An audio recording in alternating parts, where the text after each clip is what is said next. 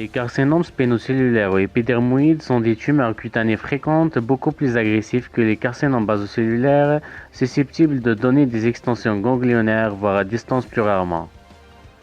Plusieurs facteurs de risque sont incriminés, notamment l'exposition solaire chronique, les radiations ionisantes, la pivathérapie, les oncogènes chimiques comme le gautran et l'arsenic, l'infection par HPV, les kératoses actiniques, les ulcères et les dermatoses cicatricielles chroniques, les gynodermatoses, ainsi que l'immunodépression. Cliniquement, les carcinomes spénocellulaires associent une atteinte cutanée et une atteinte muqueuse, suivant sur une lésion précancéreuse, notamment une kératose actinique qui risque de se transformer dans 6 à 10% des cas, devenant plus étendue avec modification de la surface dans le sens d'un bourgeonnement, une infiltration et une ulcération qui saignent, d'où l'intérêt de surveiller et de traiter une kératose actinique.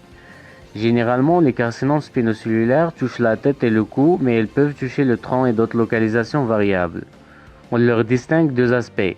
Un carcinome épidermoïde saillant, qui est une tumeur dure, exophytique nodulaire ou vériqueuse, et le carcinome épidermoïde ulcéreux, qui est une tumeur ulcéreuse infiltrante, parfois hémorragique, qui risque de s'infecter.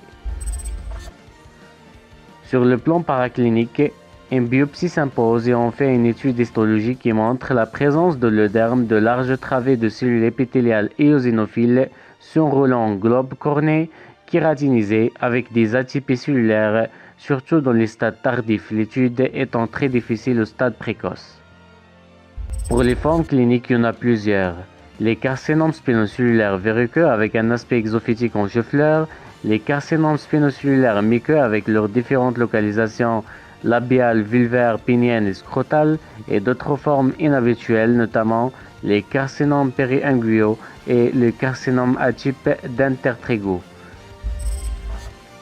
Le pronostic dépend de plusieurs critères, notamment la taille s'il est supérieur à 2 cm, la localisation labiale et auriculaire et d'autres localisations plus agressives, le profil évolutif des lésions, l'état immunitaire du patient et des critères histologiques.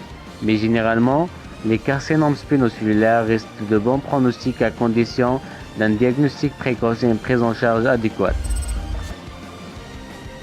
Le traitement repose essentiellement sur l'exérèse chirurgicale avec des marges différentes allant de 5 à 10 mm, la radiothérapie pour les tumeurs et les patients inopérables, le laser, la cryochirurgie qui peut être utilisée et d'autres méthodes encore moins utilisées.